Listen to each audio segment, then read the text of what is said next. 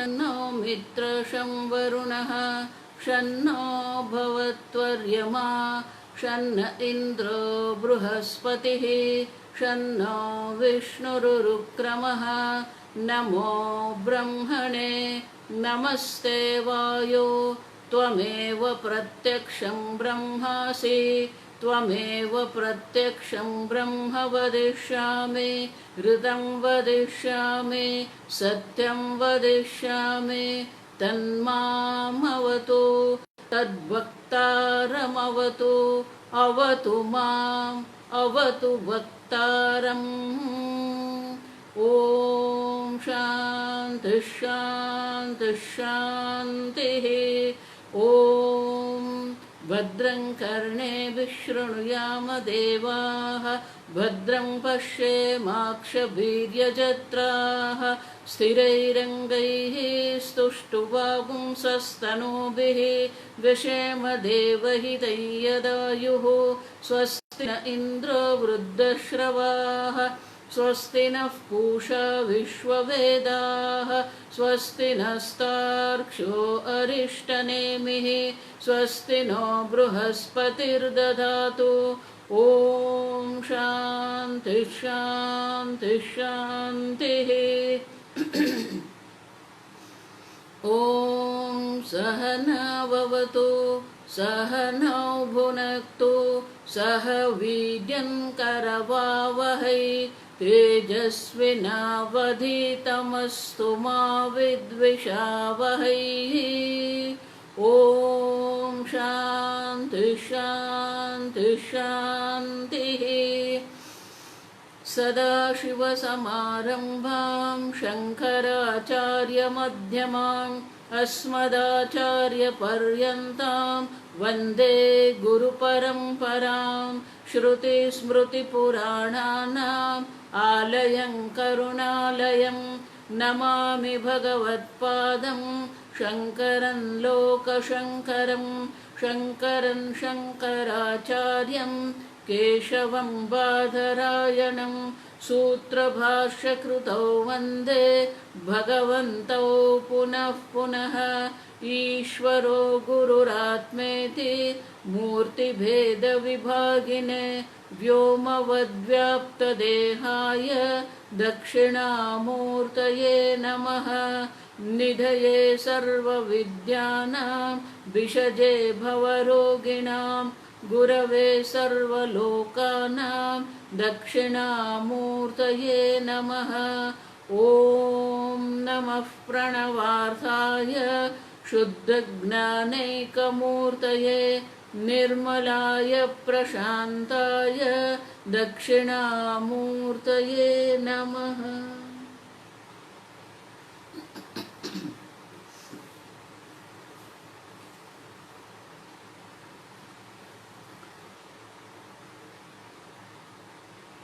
पंचदशी नाम के ग्रंथ का हम अध्ययन करने जा रहे हैं।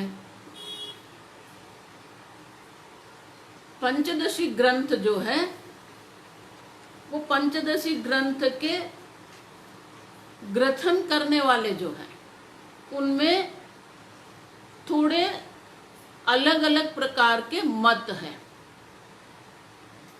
सामान्यतः पंचदशी जो है विद्यारण्य मुनि विरचित ऐसे कहते हैं।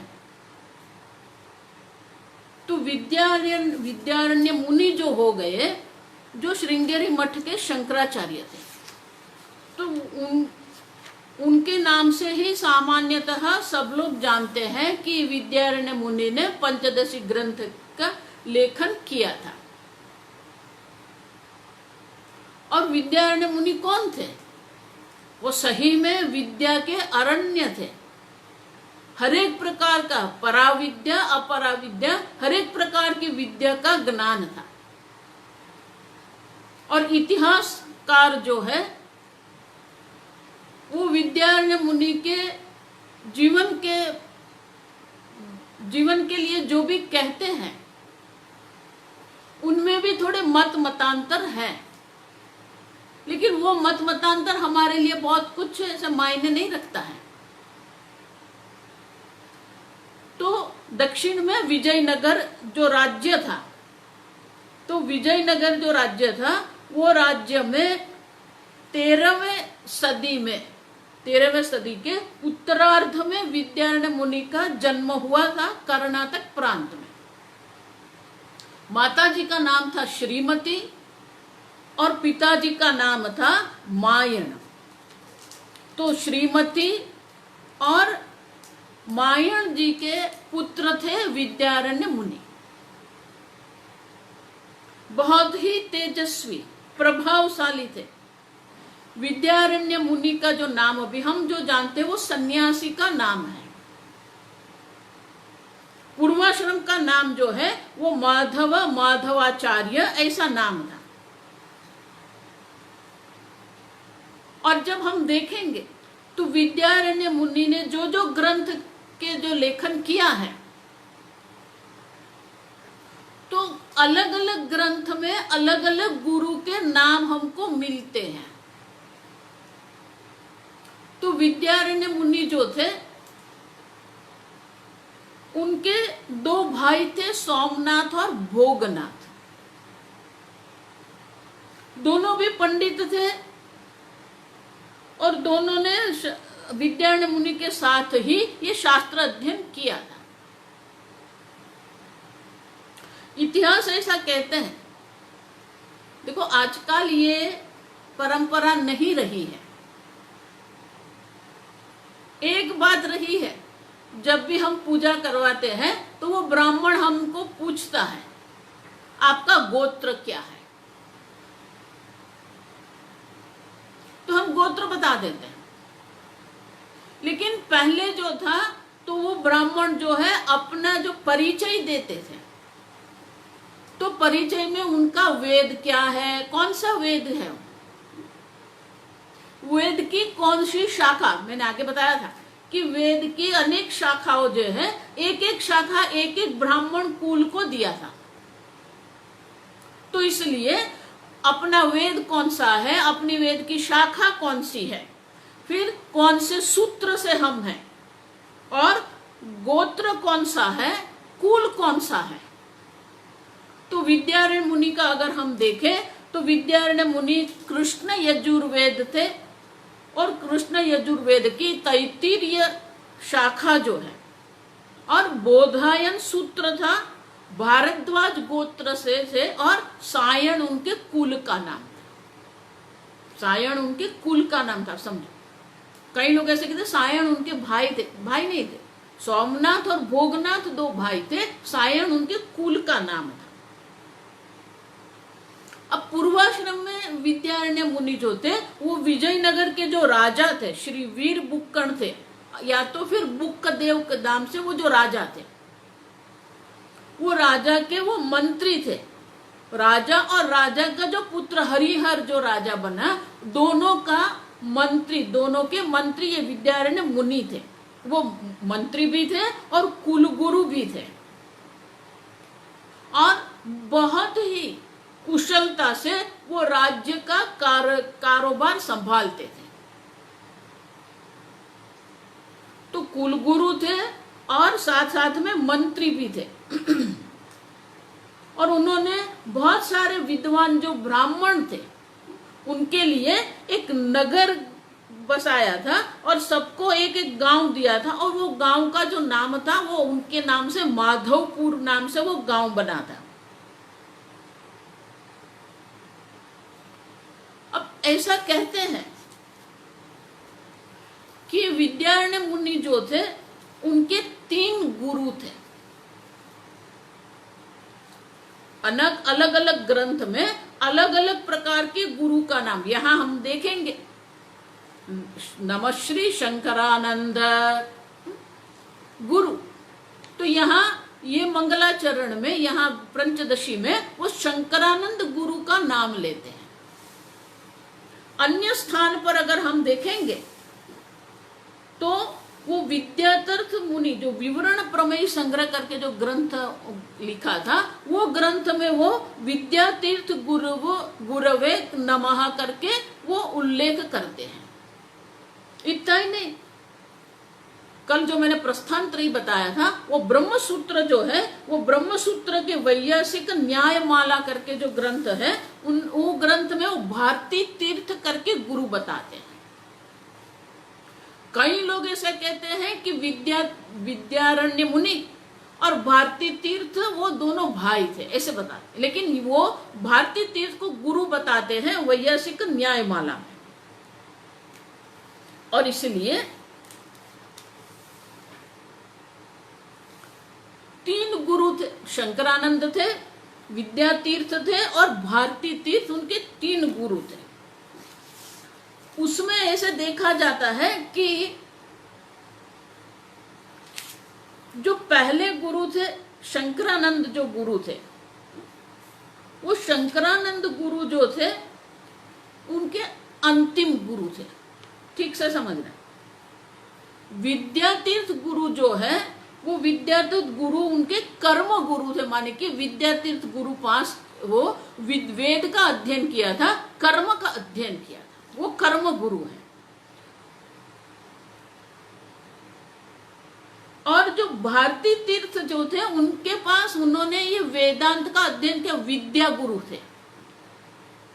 विद्या तीर्थ जो थे वो कर्म गुरु थे और भारती तीर्थ जो थे वो विद्या गुरु थे। लेकिन जब चतुर्थ आश्रम माने कि सन्यास ग्रहण जो है किया था, वो सन्यास ग्रहण शंकरानंद गुरु के पास किया था, इसलिए शंकरानंद जी जो है वो शंकरानंद विद्यारण्य मुनि के सन्यास गुरु थे, या तो फिर चतुर्थ आश्रम गुरु कहते थे। अब समझो, तो ये 3 प्रकार के गुरु उनके जीवन में थे। मैं हमेशा कहती हूं कि हमारे जीवन की अवस्था में हमें गुरु प्राप्त हो जाते हैं अगर हमें जिज्ञासा है। युवा अवस्था में उनके लिए विद्या तीर्थ थे, भारती तीर्थ थे, बाद में विद्या तीर्थ थे जो विद्या गुरु बने। और जब उन्होंने सन्यास दीक्षा ग्रहण किया, शंकरानंद के पास सन्यास ग्रहण किया और वो श्रृंगेरी मठ के शंकराचार्य बने थे। तो विद्यारण्य मुनि पहले राजगुरु थे, कुलगुरु थे, मंत्री थे, बाद में सन्यास ग्रहण किया शंकरानंद के पास और फिर वो श्रृंगेरी मठ के शंकराचार्य पद पर थे, माने वो भी शंकराचार्य थे। विद्यारण्य मुनि भी हमारे लिए शंकराचार्य है, श्रृंगेरी मठ के वो शंकराचार्य है। अब ये जो ग्रंथ है, जो 15 प्रकरण के जो ग्रंथ है, ये 15वां जो प्रकरण है उनमें भी मतांतर है। पहले 6 जो प्रकरण है वो विद्यारण्य मुनि ने लिखे हैं, वो एक मत है। 7वां अध्याय से 10वां अध्याय, 7, 8, 9 और 10 अध्याय जो है वो भारती तीर्थ जी ने लिखा, ऐसा है। और बाकी के जो 5 जो आनंद प्रकरण जो है वो विद्यारण्य मुनि ने लिखा, ऐसा कहते हैं।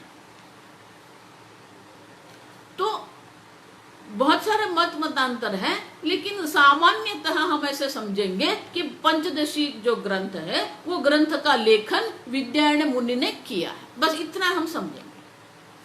अब समझो, अब ये जो मैंने आगे कहा, कल जो मैंने बताया था कि पंचदशी ग्रंथ जो है वो तर्क के आधार पर लिखा हुआ ग्रंथ है।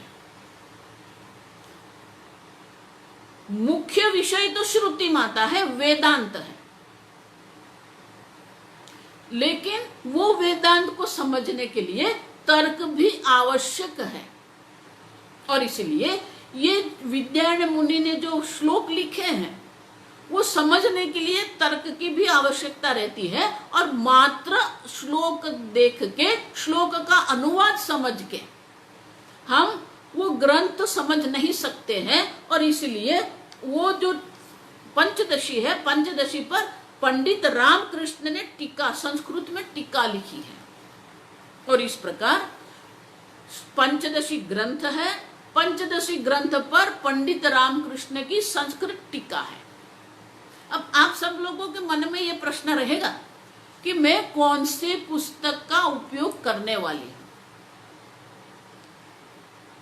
मेरे पहले से स्वभाव था कि कोई भी पुस्तक है वो पढ़ना है, तो जितने जितने प्रकार के वो पुस्तक मिलते हैं वो मैं एकत्रित करती थी और वो उनका अध्ययन करती थी। इसलिए मेरे पास 4 भाषा में ये पुस्तक है, मुझे कोई छुपाना नहीं किसी से। आप सबके पास ये पंचदशी ग्रंथ है, ये उल्टा दिखेगा आपको, पता नहीं, आपको सीधा दिखता है उल्टा दिखता है मुझे पता नहीं, मुझे यहाँ उल्टा दिखता है। तो ये पंचदशी ग्रंथ है। नथुराम शर्मा जी हमारे सौराष्ट्र में हो गए, तो गुजरात में जो सब है उनके पास ये पंचदशी ग्रंथ है, और उन नथुराम शर्मा जी ने सरल गुजराती अनुवाद ये ग्रंथ में किया है, उनका हम उपयोग करेंगे। मेरे पढ़ाई के लिए, मेरी समझ के लिए मैं ये संस्कृत पुस्तक जो है, संस्कृत टीका मैंने जो कहा कि पंडित रामकृष्ण जो हो गए, तो पंडित रामकृष्ण की जो टीका है वो टीका के साथ जो ये है, तो ये पुस्तक संस्कृत में है, उसमें अनुवाद नहीं है। ये पूरा का पूरा पुस्तक संस्कृत श्लोक और श्लोक के ऊपर संस्कृत टीका, ये पूरा संस्कृत पुस्तक है। वो पुस्तक का उपयोग मैं करूंगी मेरे अध्ययन के लिए, जिसके आधार पर मैं आपको अध्ययन करा सकती हूँ। तो ये पंचदशी ग्रंथ है, वो चौखंबा संस्थान का है। दूसरा एक बहुत सरल हिंदी अनुवाद जो है वो है, 4 भाषा मैंने बताया ना, गुजराती में भी है, संस्कृत में है, एक हिंदी में है। वो बंबई से खेमराज करके जो प्रकाशन है, उन्होंने ये सीधा साधा अनुवाद लिखा है, बिल्कुल सरल है, श्लोक है और हिंदी अनुवाद है। तो ये हिंदी अनुवाद वाले पुस्तक है। और चौथी पुस्तक अंग्रेजी है। ये अंग्रेजी पुस्तक जो है वो अंग्रेजी पुस्तक का अनुवाद पंडित रामकृष्ण के जो टीका है उनके आधार पर किया था। तो ये अंग्रेजी पुस्तक है, वो मद्रास के है, अभिनव विद्यातीर्थ महास्वामीगल एजुकेशनल ट्रस्ट, अभिनव विद्यातीर्थ माने कि ये श्रृंगेरी मठ का जो ट्रस्ट है, उन्होंने ये अंग्रेजी पुस्तक का प्रकाशन किया है। अभी जो भारती तीर्थ जी है, उनके जो गुरु अभिनव विद्यातीर्थ जी जो थे, उन्होंने ये अंग्रेजी में पुस्तक बहुत सुंदर, पंडित रामकृष्ण की जो टीका है संस्कृत में, उनका अनुवाद इसमें मिलता है। तो ये 4 पुस्तक है, गुजराती में है, हिंदी में है, अंग्रेजी में है और शुद्ध संस्कृत में भी है। ये 4 पुस्तक है। मुख्य तो हम पंडित रामकृष्ण की जो टीका है उनके आधार पर हम अध्ययन करेंगे। अब ये जो पंचदशी है उनका पहला श्लोक है जो मंगलाचरण है, वो मंगलाचरण का हम आरंभ करेंगे। आपके पास अगर पुस्तक है तो आप पुस्तक निकालेंगे। ये पंचदशी पुस्तक जिसके भी पास है, उनका पहला जो है, पहला प्रकरण है तत्व विवेक प्रकरण। तो उनका जो श्लोक है वो श्लोक का हम मंगलाचरण का पाठ करेंगे। आज हम मंगलाचरण शुरू कर रहे हैं और हर रोज पहले जो शांति पाठ कर रहे हैं हम, वो प्रार्थना के बाद ये मंगलाचरण का पाठ भी हम हर रोज करेंगे।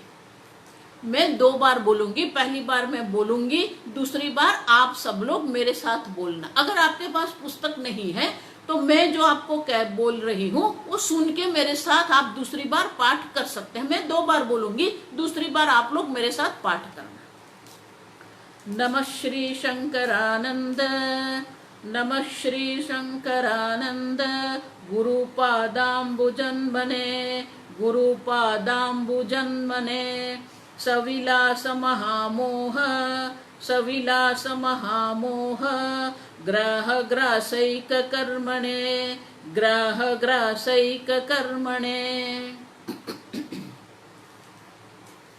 अब संस्कृत की एक विशेषता है, किसी भी शब्द का जब हम उच्चारण करते हैं तो वो शब्द को तोड़ना चाहिए नहीं, वो तोड़ना नहीं है। तो ये प्रथम पंक्ति में नमः एक शब्द है, बाकी जो है मैंने तोड़ के आपको बताया, क्योंकि मैं आप मेरे साथ पाठ कर रहे हैं, लेकिन वो तोड़ना संस्कृत भाषा के हिसाब से योग्य नहीं है, क्योंकि वो एक पूरा बड़ा समास है। संस्कृत भाषा की ये विशेषता है, वो समास माने की संक्षेप में कर देता है। तो ये पहली पंक्ति जो है नमः के बाद जो है वो पूरा एक समास है, एक शब्द है, वो तोड़ नहीं सकते हम। और दूसरी जो पंक्ति है वो पूरी की पूरी पंक्ति एक समास है, और इसलिए ये पूरा का पूरा एक समास में साथ में बोलूंगी। आपके पास पुस्तक है तो आप मेरे साथ बोल सकते हैं। ये तोड़ना योग्य नहीं है, लेकिन आपको बताने के लिए मैंने तोड़ के, जैसे हम अनुष्टुप छंद है तो उनके 4 पाद होते हैं, तो 4 पाद से मैंने आपको पाठ करवाया, लेकिन ये योग्य नहीं है क्योंकि हम शब्द तोड़ रहे हैं। तो हम अब दूसरी बार हम ये पाठ करेंगे, लेकिन ये पाठ में हम शब्द तोड़ेंगे नहीं, पूरी की पूरी पंक्ति हम बोलेंगे। अगर आपके पास पुस्तक है तो अच्छा रहेगा। ओम नमः श्री शंकरानंद गुरु पादाम्बुजन्मने। ओम नमः गुरु पादाम्बुजन्मने। सविलास महामोह ग्रह ग्रासैक कर्मणे। सविलास महामोह ग्रह ग्रासैक कर्मणे। बहुत सुंदर मंगलाचरण है। मंगलाचरण 3 प्रकार से होते हैं। गुरु का स्मरण करके हम मंगलाचरण कर सकते हैं, परमात्मा का स्मरण करके भी हम मंगलाचरण कर सकते हैं, और तत्व का स्मरण करके भी हम मंगलाचरण कर सकते हैं। अब ये मंगलाचरण का जो श्लोक है उनमें तीनों है, बहुत सुंदर है। नमः, नमस्कार करता हूं, मेरा नमस्कार। किसको? श्री शंकरानंद। श्री मानी विद्या, श्री मानी धन मात्र नहीं है। देखो अनेक प्रकार की श्री है।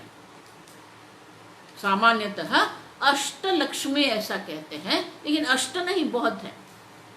15 या 16 प्रकार की श्री होती है।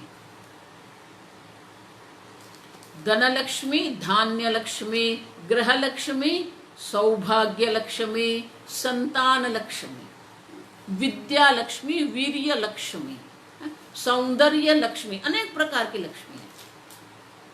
प्रज्ञा लक्ष्मी, मेधा लक्ष्मी है।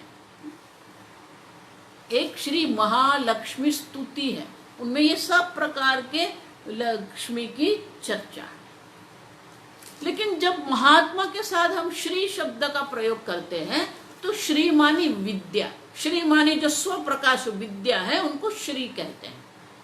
तो श्री शंकरानंद मानी श्री विद्या सहित श्री शंकरानंद। वो शंकरानंद कौन है? शंकरानंद गुरु। ये शंकरानंद जो मेरे गुरु हैं, लेकिन जब शंकरानंद ऐसे कहते हैं तो उनमें शंकर भगवान का नाम भी आ गया। शंकर किसको कहते हैं? शमं करोति इति शंकर, शंकर। शंकर, शम और कर 2 है ना। जो हमारे जीवन का कल्याण करने वाले हैं, जो हमारे जीवन में सुख और शांति प्रदान करने वाले, प्रसन्न करने वाले हैं, उनको शंकर कहते हैं। और वो कौन है? शंकरश्च असौ आनंदश्च, जो आनंद स्वरूप है, आनंद जिसका स्वरूप है। शंकर माने कि जो सबका कल्याण करने वाले हैं, परमात्मा है, दयालु है, मायालु परमात्मा। और वो स्वयं कैसे है? आनंद स्वरूप है। आप समझो तो शंकर च असौ आनंदश्च शंकरानंदः। तो आनंद उनका स्वरूप है, जैसे मैंने बताया स्वरूप भी करना है। हमने जो चर्चा किया, जो हम इच्छा कर रहे हैं वो क्या है, परसों मैंने बताया था what I want and what I do. हम जिसकी इच्छा करते हैं और जो हम कर रहे हैं उनके बीच में कोई संबंध नहीं है। हम किसकी इच्छा करते हैं?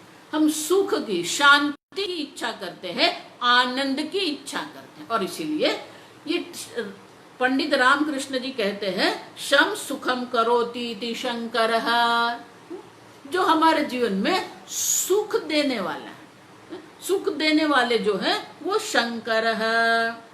इतना ही नहीं, जगद आनंद करह, सकल जगत आनंद करह, संपूर्ण जगत को जो आनंदित करने वाले हैं परमात्मा। अब देखो शंकर भगवान कह के वो भगवान का नाम परमात्मा के भी नाम हो गया, आनंद कह के भगवान के तत्व का, स्वरूप का भी निरूपण यहाँ हो गया। और वो शंकरानंद कौन है? गुरु है। माने कि गुरु का भी स्मरण हो गया, परमात्मा का भी स्मरण हो गया और तत्व स्वरूप का भी स्मरण हो गया। नमः श्री शंकरानंद गुरु।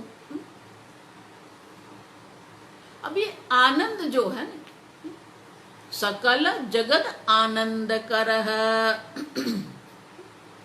लेकिन हमारा अनुभव क्या है? अब देखो कल जो मैंने बताया ना कि शास्त्र जो कहते हैं और हमारा जो अनुभव है वो विरुद्ध है। परमात्मा कौन है? सकल जगत आनंद करह, संपूर्ण विश्व को आनंदित करने वाले हैं। स्वामिनी जी हमको तो कहीं पर आनंद दिखता ही नहीं है। कोरोना जो शुरू हो गया है, हा? ये चीन वाले जो है युद्ध करने को तैयार है, हा?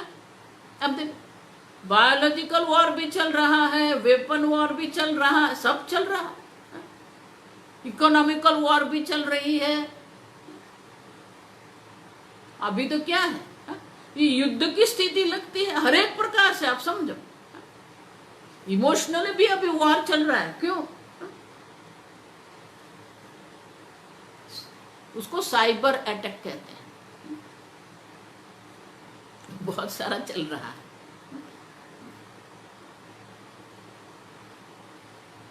तो यहां आनंद का, सकल जगत में आनंद दिखता है। ये बहुत समझने का है। देखो दो चीज है। यह शब्द है सकल जगत, ये आएगा दूसरे प्रकरण में, इसकी स्पष्टता आएगी।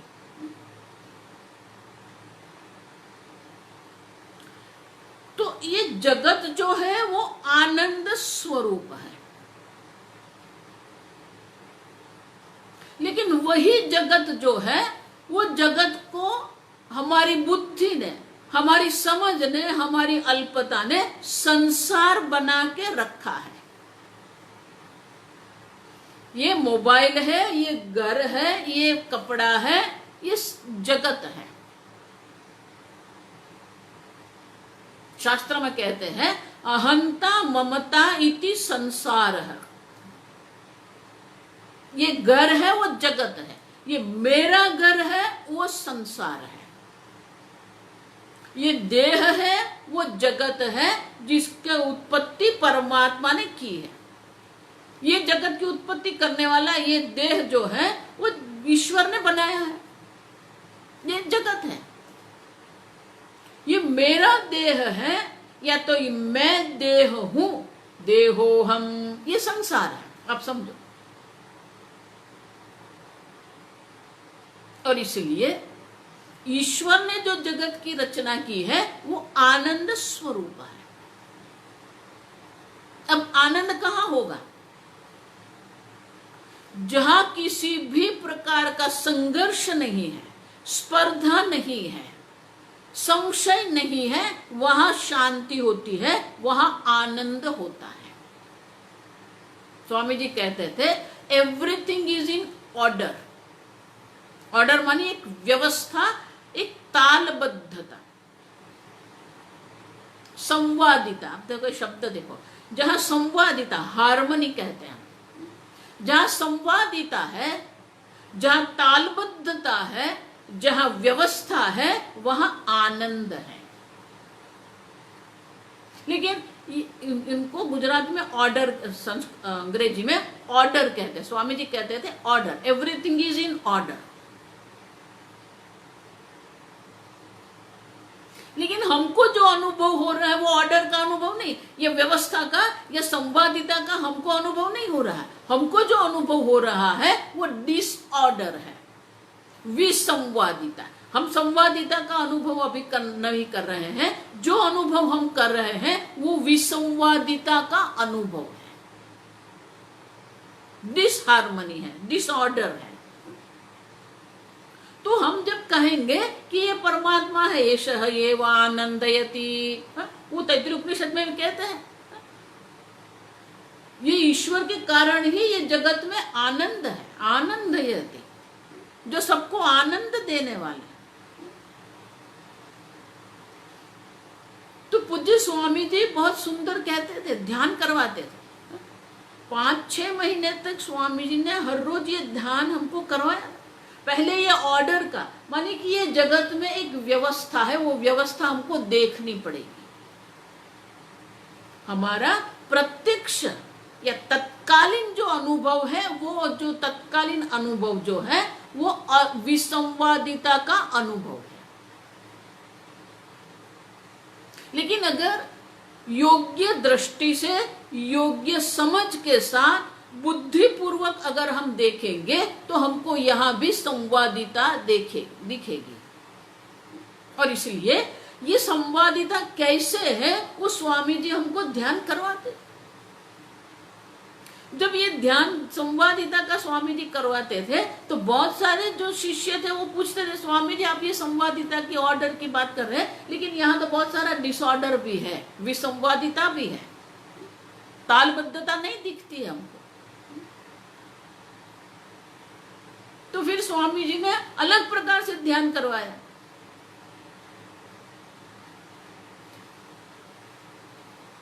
ये सुनो, ये वाक्य सुनो,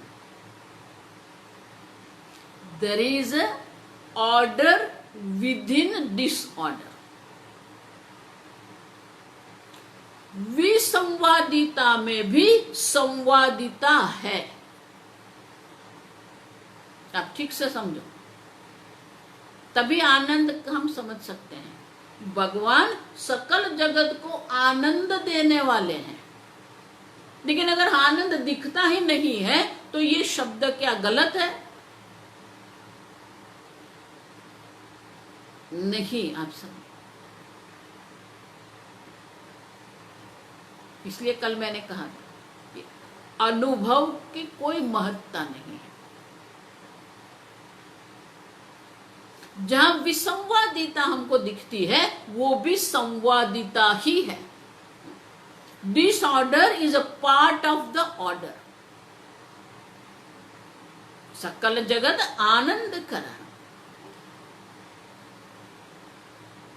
जहां भी सर्जन होता है, आप समझना,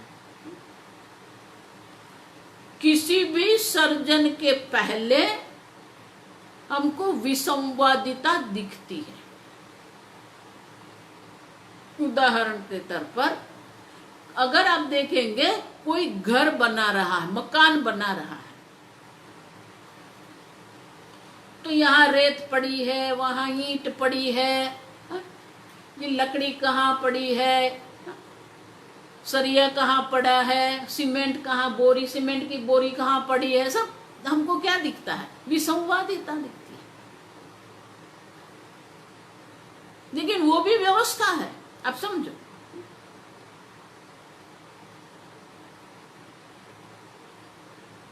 एक स्वामी जी की शिष्या, वो माता, वो एक बार स्वामी जी के पास गई।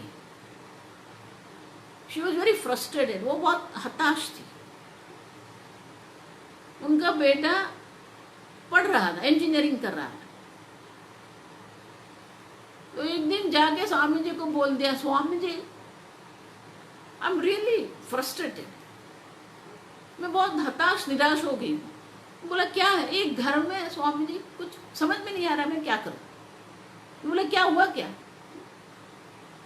कि मेरा बेटा पढ़ता है, मेरा बेटा है बहुत बुद्धिशाली, बहुत प्रेम भी करता है मुझे, लेकिन उन्हें रहने की जो ढंग है ना वो मुझे पसंद नहीं है स्वामी जी। वो जिस प्रकार से रहता है, वो जिस प्रकार से अपना रूम रखता है, if I go to his room I get frustrated Swami ji. क्यों? बोले स्वामी जी कहाँ कहाँ पर है, ये कपड़े यहाँ रखता है, कंप्यूटर यहाँ रखता है, बुक ऐसे रखता है, कुछ वो संभाल के रखता ही नहीं। उसको कपबोर्ड भी दिया है, वो बोला कि कपड़ा अंदर रखो, पुस्तक अंदर रखो, टेबल दिया उसके ऊपर आप लैपटॉप रखो, मुझे सब फर्नीचर बना के दिया है। कुछ फर्नीचर में नहीं, कुछ ऐसे वैसे ही पड़ता है।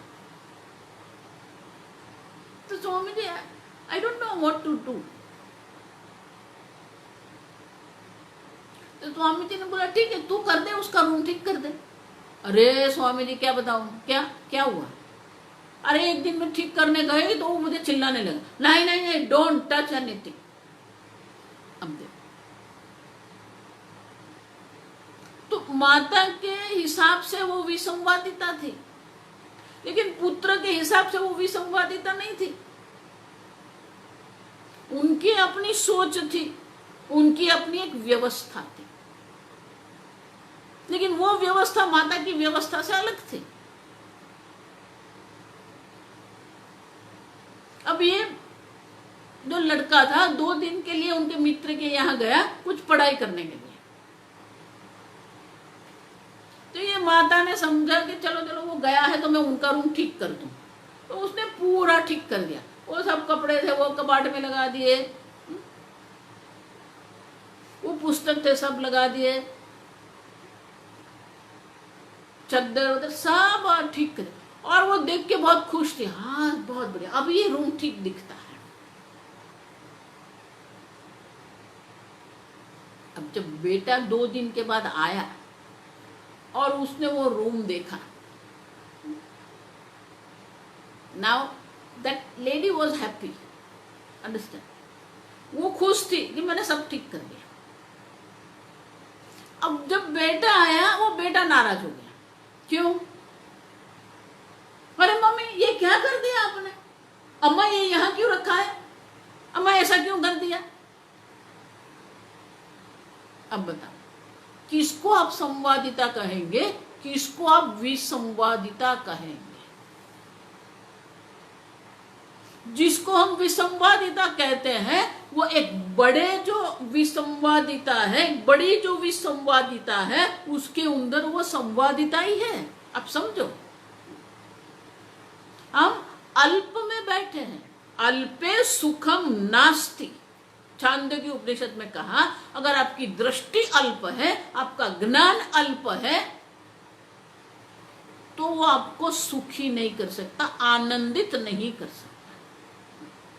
आपकी जितनी दृष्टि विशाल होगी, आपका हृदय जितना विशाल होगा, उतना ही ज्यादा आनंद आपको मिलेगा। और इसीलिए हम जिसको विसंवादिता कहते हैं वो बड़ी संवाद, स्वामी जी कहा महा ऑर्डर, स्वामी जी ने एक शब्द बनाया था महा ऑर्डर।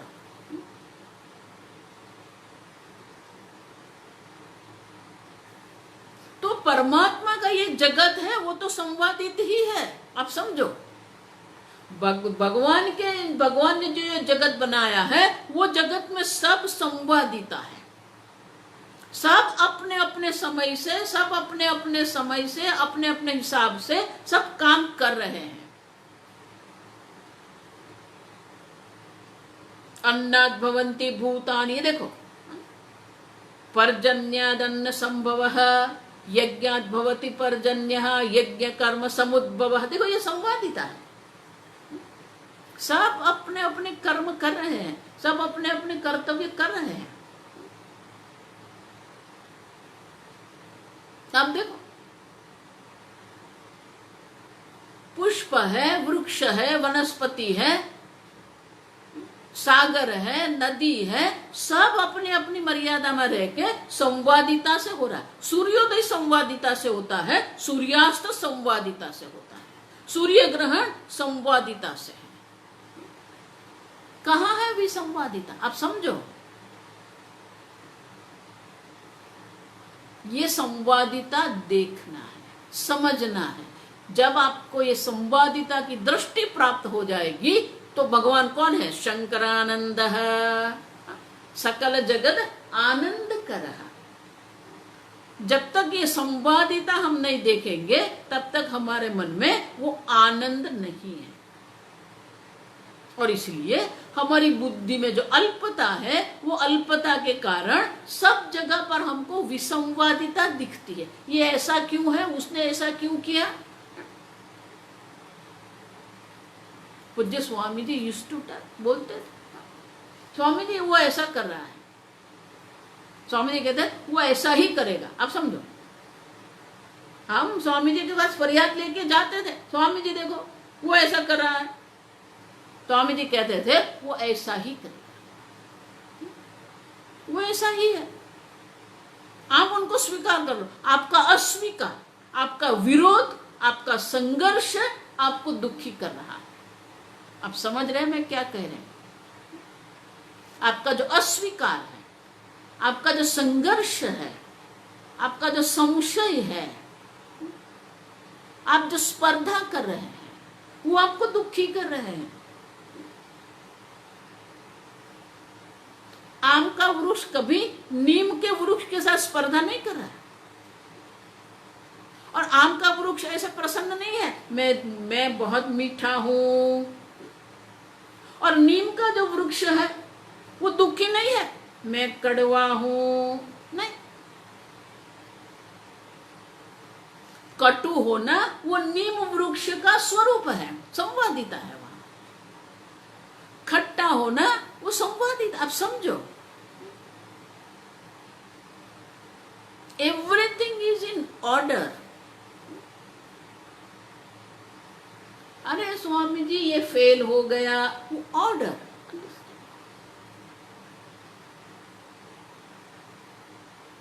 जब तक आप इस संवादिता नहीं समझेंगे, देखो इसीलिए एक हमारी दिवाली की पुस्तिका उसी पर थी, संवादिता स्वरूप ईश्वर।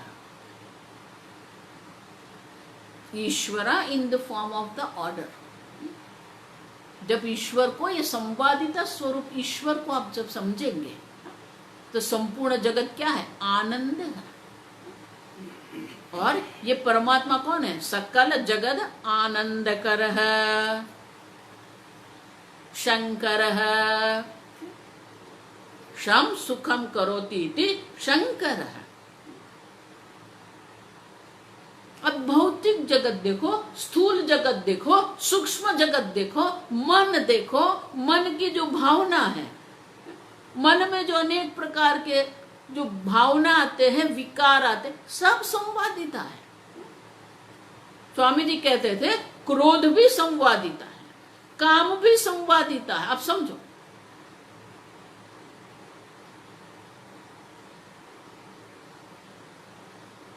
और इसीलिए नमः श्री शंकरानंद। वो शंकरानंद कौन है? गुरु। नमः श्री शंकरानंद गुरु। अब इसलिए कहते हैं शंकरश्च असौ आनंदश्च इति शंकरानंदः। और वो कौन है? प्रत्येक अभिन्न परमात्मा सह एव। वो मैं आत्मा से अलग नहीं है, वो मैं आनंद स्वरूप में हूं। वो शंकर परमात्मा है, मैं आनंद स्वरूप हूं। मैं और ईश्वर दो नहीं है। वेदांत की एक विशेषता है। अब देखो, गणित आप जब अध्ययन करते हैं तो आपके पास एक प्रश्न रहेगा और फिर आप गिनती करते करते उत्तर आप देंगे।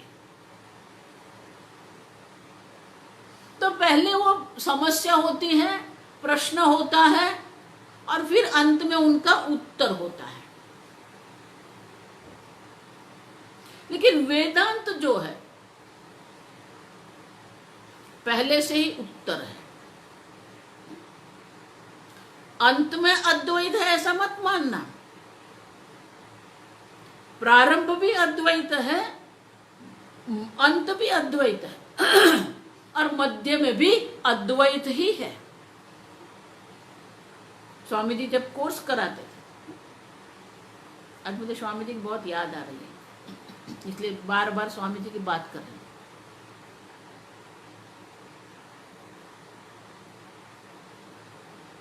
तो स्वामी जी जब कोर्स शुरू करते थे तब तो वो पढ़ाते थे, तो स्वामी जी हमेशा कहते थे कि ये आरंभ में मैं कहता हूं आप ब्रह्म है, आप आनंद स्वरूप है, सच्चिदानंद ब्रह्म है, और अंत में जब ये कोर्स का समाप्त होगा, पूर्ण होती होगी, तब भी मैं कहूंगा इसलिए आप सच्चिदानंद ब्रह्म है। आप और ईश्वर दो नहीं है, एक ही है, अंत में एक है ऐसा नहीं है। और इसीलिए ये पंडित रामकृष्ण जी कहते हैं प्रत्येक अभिन्न परमात्मा। अब समझो, सह एव गुरु, वो जो परमात्मा है वही मेरे गुरु भी है, शंकरानंद गुरु। लेकिन वो गुरु कौन है? श्री गुरु। श्री मानी विद्या सहित जो गुरु है, वो विद्या श्रिया भूत्या शम करोति, विद्या सहित जो हमारे जीवन में, विद्या से जो हमारे जीवन में सुख प्रदान करने वाले हैं, वो शंकरानंद गुरु है। और वो गुरु जो है, वो गुरु का क्या है? श्री नमः श्री शंकरानंद गुरु पादाम्बुजन बने। बहुत सुंदर है, समास है, देखो, गुरु पाद अंबुजन बने। पाद मानी चरण, गुरु के चरण। शंकरश्च असौ आनंदश्च शंकरानंदः, शंकरानंदः एव गुरुः शंकरानंद गुरुः। गुरोः पादौ, वो गुरु के चरण।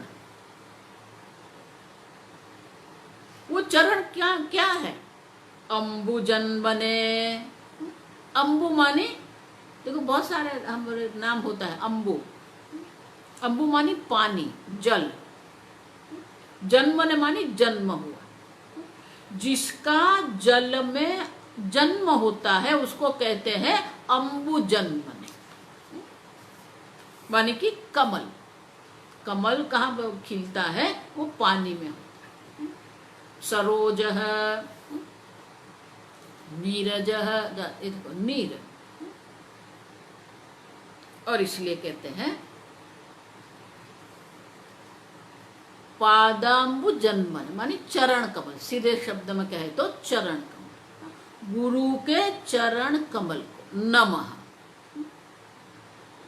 नमः शब्द संस्कृत में जो है, उनके साथ जो शब्द आता है उनको चौथी विभक्ति लगती है, चौथी विभक्ति लगती है। और इसलिए कहते हैं जन्मने। शिवाय नमः, रामाय नमः, गणपतये नमः, ये सब चौथी विभक्ति।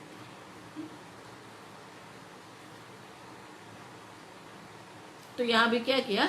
नमः श्री शंकरानंद गुरु पादाम्बु जन्मने।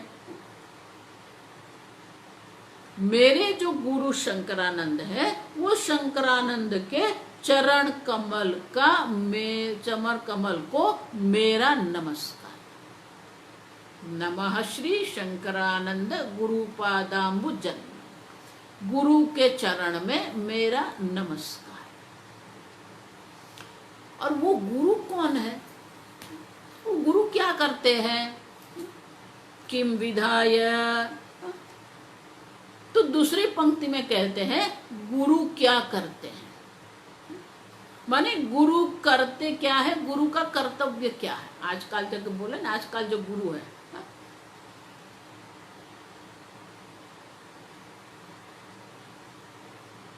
बहुत सारे विचार मन में आ रहे हैं।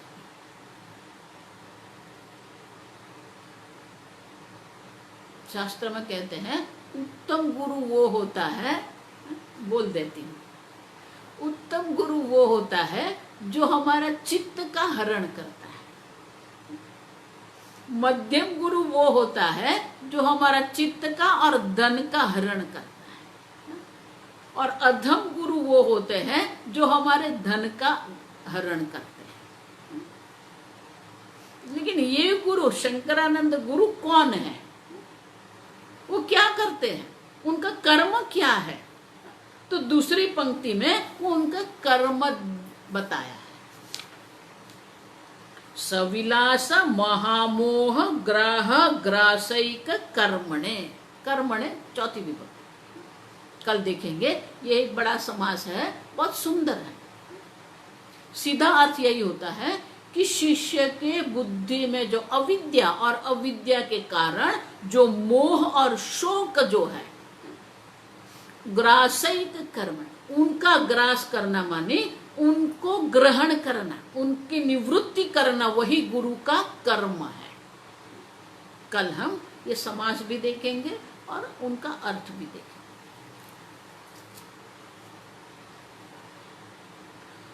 ओम स्वस्ति प्रजाभ्यः परिपालयन्तां न्यायेन मार्गेण महिं महिषाः। गोब्राह्मणेभ्यः शुभमस्तु नित्यं। लोकाः समस्ताः सुखिनो भवन्तु। काले वर्षतु पर्जन्यः।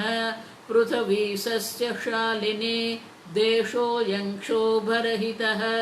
ब्राह्मणाः सन्तु निर्भयाः। ओम सर्वेषां स्वस्तिर्भवतु। सर्वेषां शान्तिर्भवतु। सर्वेषां पूर्णं भवतु। सर्वेषां मङ्गलं भवतु। सर्वे भवन्तु सुखिनः। सर्वे सन्तु निरामयाः। सर्वे भद्राणि पश्यन्तु। मा कश्चित् दुःखभाग् भवेत्। असतो मा सद्गमय। तमसो मा ज्योतिर्गमय। मृत्योर्मा अमृतंगमय। ओम पूर्णमदः पूर्णमिदं पूर्णात् पूर्णमुदच्यते। पूर्णस्य पूर्णमादाय पूर्णमेवावशिष्यते। ओम शांति शांति शांति। हरिः ओम। श्री गुरुभ्यो नमः। हरिः ओम।